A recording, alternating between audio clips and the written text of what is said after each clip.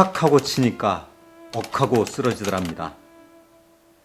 당시 서울대 학생이었던 박종철 군은 남영동 대공분실에서 조사를 받던 중 구타와 고문을 당한 끝에 사망하게 되고, 이를 해명하던 치안본부장의 어이없는 해명에 전 국민은 분노하게 된다. 이후 대전 충남 지역에서도 고 박종철 군 추모 집회, 국민평화대행진의 연대투쟁을 거치며 대학생, 종교계, 문화예술인 등 각계각층의 인사들이 조직적으로 다져지기 시작한다. 이제 본인은 임기 중 개헌이 불가능하다고 판단하고 현행 헌법에 따라 내년 2월 25일 본인의 임기 만료와 더불어 후임자에게 정부를 이양할 것을 천명하는 바입니다.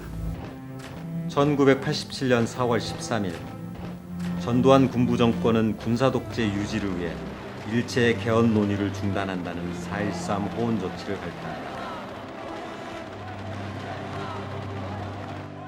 민주화에 대한 열기는 더욱 끓어오르고 6월 집권당 전당대회에서는 노태우가 차기 대통령 후보로 지명되며 국민들은 거리로 뛰어나오게 된다. 어느 때보다 뜨거웠던 87년 대전의 거리. 거리에서 뜨겁게 민주주의를 외치던 20대 청춘은 어떻게 기억하고 있을까?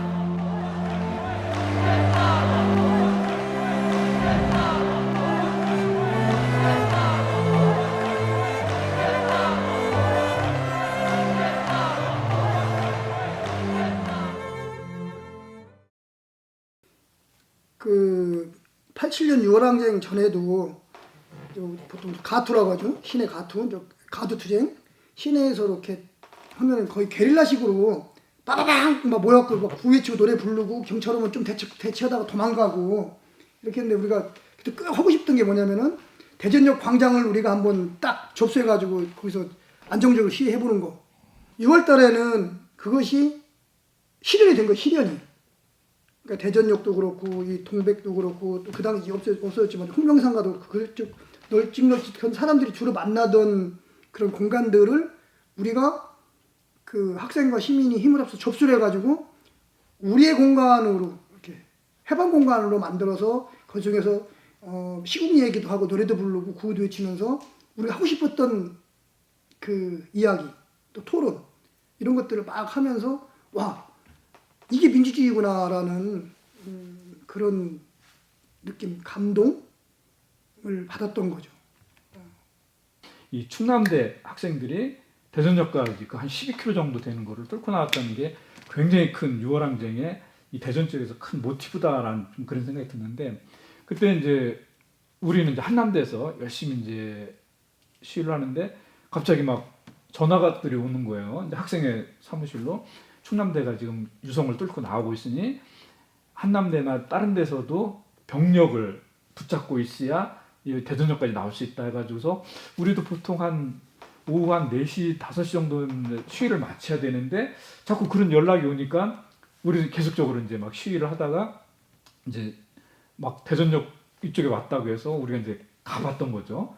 갔더니 정말로 이 대전역 광장에 한 2만 명 정도 되는 이 시민들과 있어가지고, 야, 정말 이런 순간이 있구나, 뭐 이런 생각이 들었던 것 같고, 그리고 이제 거기서 내 기억에는 한 밤 11시까지 정도 집회를 했던 것 같아요, 대전역에서.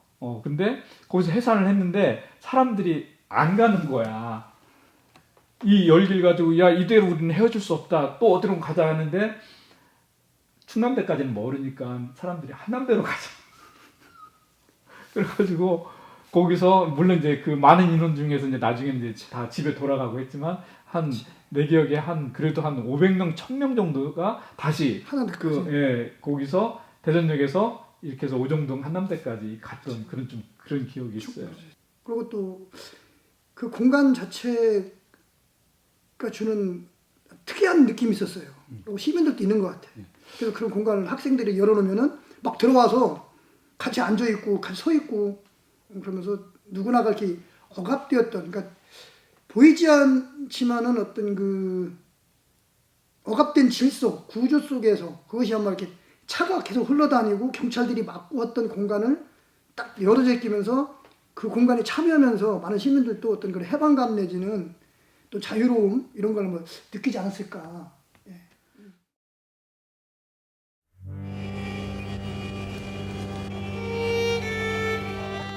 박종철 고문치사 사건으로 민주화 투쟁이 전국 각지로 확산되며 대전에서도 대전역과 동양백화점 등지에서 청년단체와 종교계 그리고 각 시민단체들을 중심으로 투쟁이 시작됐다. 그렇게 여러 단체에서 산발적이었던 움직임들은 5월 28일 국민운동 충남본부가 공식적으로 발족되었고 시민들에게 좀 더 호소할 수 있는 힘이 생기기 시작했다.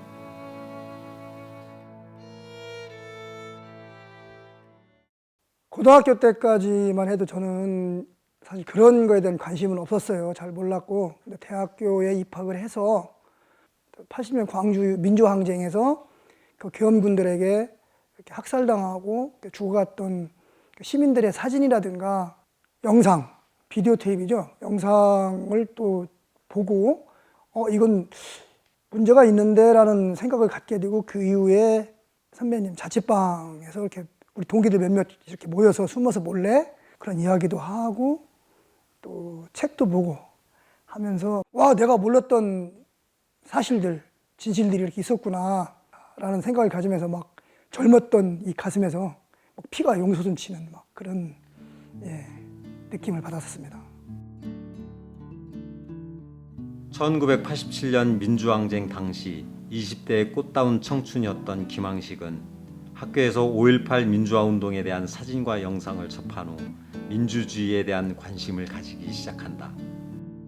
학업보단 탈춤반 선후배들과 어울리는 것이 즐거웠던 그는 시간 날 때마다 함께 탈춤을 추고 그 당시 불온서적이라 불리던 사회과학 서적을 읽으며 불의에 분노하는 청년 학생이 된다.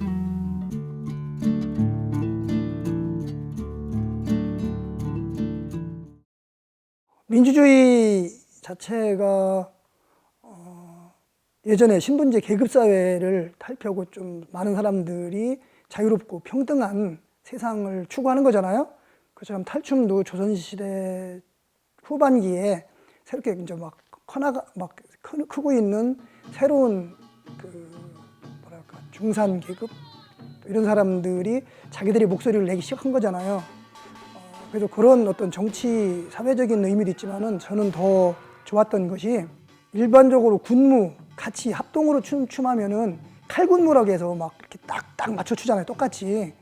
근데 탈춤은 정해진 그 규칙은 있어요. 같이 춰야 되는. 하지만 자기 각 개개인들의 개성을 살려서 질서를 벗어나지 않는 한도 내에서는 마음껏 춤을 자기 마음대로 출 수 있거든요. 그러니까 좀 자유로운 거죠.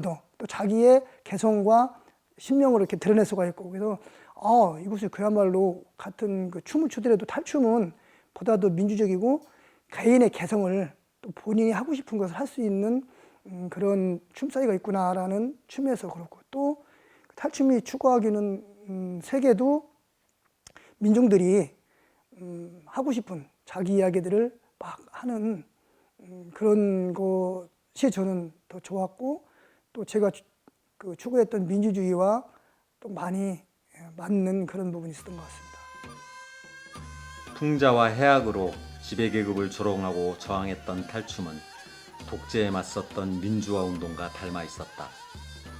전국 대학에 탈춤반이 만들어졌고 팔로리와 창작 마당극 공연은 독재 정권과 맞서 싸우는데 큰 역할을 했다. 신명 넘치는 춤사위와 입담으로 세상을 바꾸려 했던 탈춤은 청년 김항식이 배우 김항식으로 살아가는 계기가 되었다.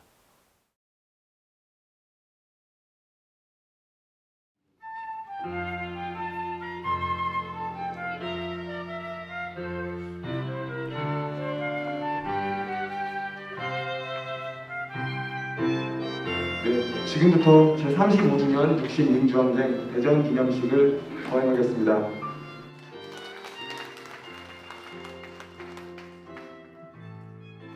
(1987년 6월 10일) 우리는 그날을 기억합니다. 청년들은 거리로 나와 반독재, 민주화를 외치며 투쟁에 앞장섰고 넥타이 매는 흰 손수건을 흔들며 항쟁에 함께했습니다. 택시와 버스의 경적 소리가 온 도심에 울려 퍼졌습니다. 반독재, 민주화에 대한 국민의 외침은 독재 정권 종식 그리고 대통령 직선이라는 결실을 맺었고 오늘날 우리가 누리고 있는 대한민국 민주주의의 추석이 되었습니다. 인사드리겠습니다. 오늘 기념식 사회를 맡은 사단법인 대전민주화운동 대전사업회 회원 이호경입니다.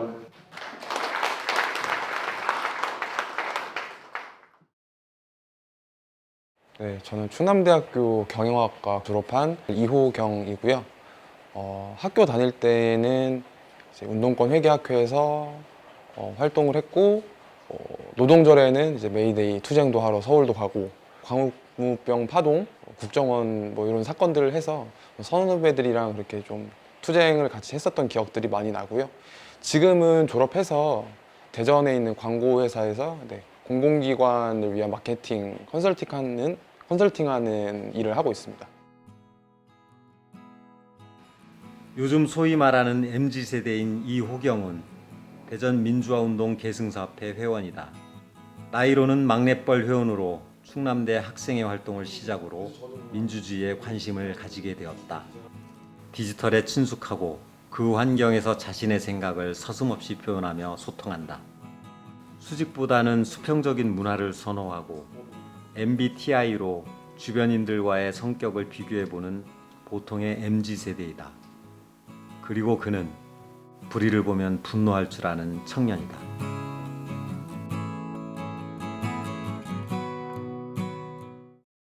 아직 30대 초반이지만 그도 민주화운동을 경험했다. 하지만 선배들과 방식은 조금 달랐다. 화염병 대신 촛불이, 대자보 대신 SNS가 있었다.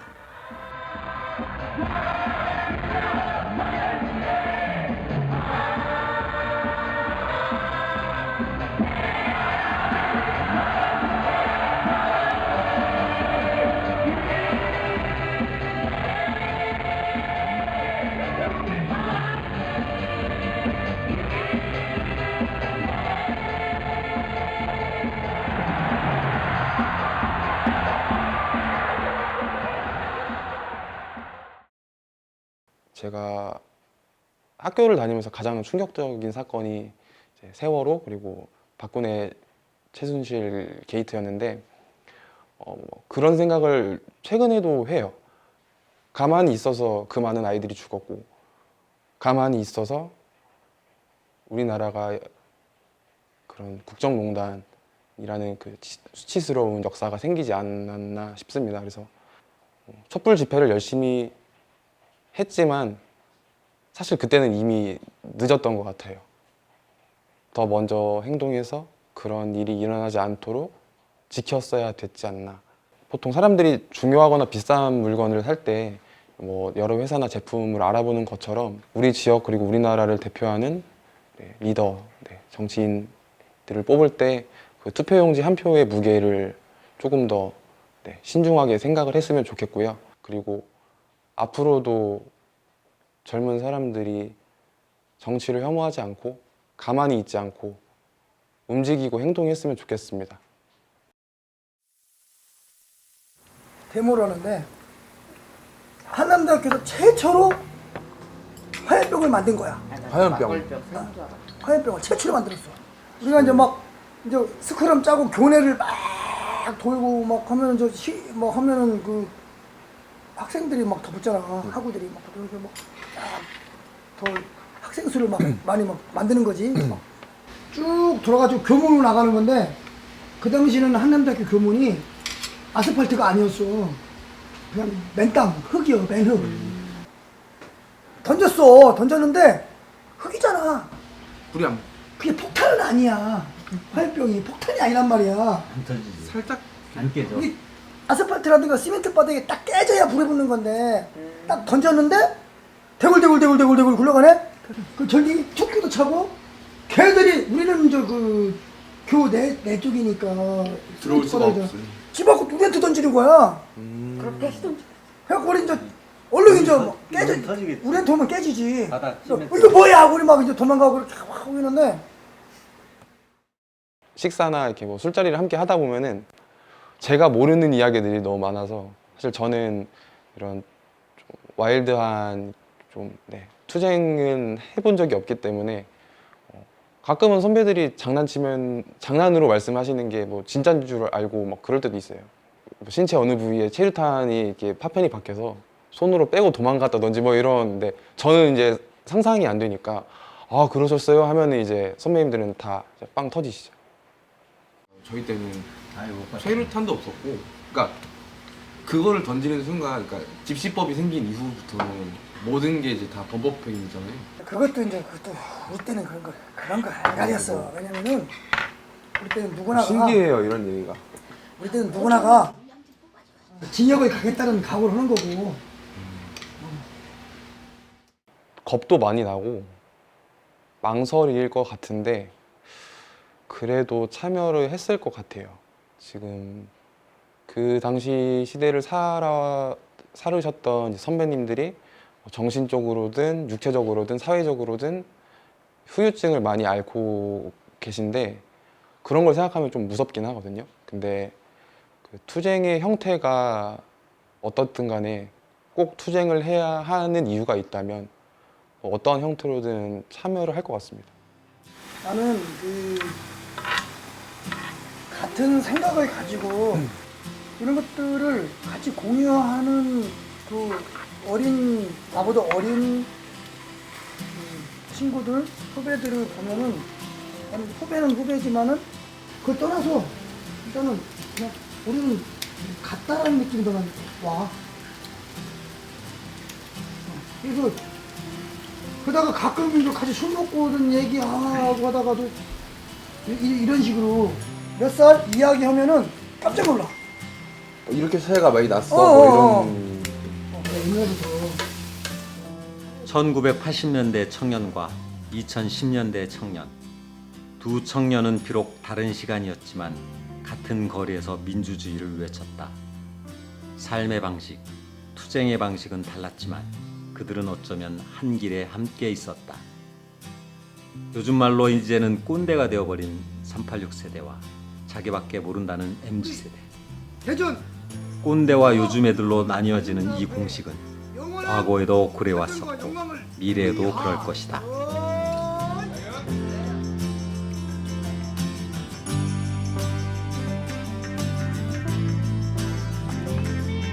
그냥 젊은 사람들의 이야기를 많이 들어주시고 왜 그렇게 생각하는지 궁금해 했으면 좋겠어요. 뭐 MZ 세대가 이기적이다, 개인주의 성향이 너무 강하다, 뭐 이런 말들을 많이 하곤 하는데 다르다고 생각하지 않고 너는 나보다 어리고 경험이 없으니 너는 틀린 거야 라고 말을 했을 때는 사실 이제 젊은이들은 더 이상 이야기를 하고 싶지 않아 하는 것 같아요. 물론 저희보다 더 많은 인생과 뭐 경험을 겪으셨겠지만은 성인 대 성인으로 좀 이야기를 많이 들어주시고 공감하고 그렇게 좀 소통하는 그런 어른들이 많아지면은 저희 젊은 사람들이 조금 더 어깨도 펴고 행복하게 당당하게 살아갈 수 있지 않을까 싶습니다. 물론 제가 학교 다니거나 또 젊었을 때 막 민주주의를 추구하고 투쟁하고 싸웠던 그 시대보다 지금은 민주주의가 훨씬 더 발전돼 있죠. 많이 발전돼 있지만 아직도 그 소외된 공간에서 그 민주주의를 애타게 기다리고 있는 분들이 많이 있잖아요. 그런 분들을 계속 관심 있게 지켜보고 또 그분들의 삶도 내 삶과 다르지 않다라는 것을 느끼면서 좀 관심을 갖고 했으면 좋겠어요. 요즘에는 물론 민주주의가 워낙 다양화돼 가지고 우리 때처럼 쉽게 정의하기 힘든 것 같아요. 요즘 젊은 친구들이 가지고 있는 관심을 보면은 어떤 때는 너무 자기중심적으로 민주주의를 생각하는 게 아닌가라는 생각을 할 때도 있어요. 그래서 민주주의는 나를 위해서도 필요하지만 또 타인을 위해서도 같이 고민하고 같이 그 소통할 때 의미가 있는 거기 때문에 좀 더 이렇게 큰 보편적인 큰 틀을 보고 그 민주주의를 생각했으면 좋겠다라는 생각을 하고 그리고 말로만 하지 말고 실천하고 행동하고 그래야 민주주의가 오잖아요. 87년 6월 민주항쟁은 아직 끝나지 않았다. 대자보와 SNS 두 청년은 각자의 삶 속 또 다른 방식으로 6월과 촛불을 지나 민주주의를 향한 젠걸음을 오늘 또 걷고자 한다.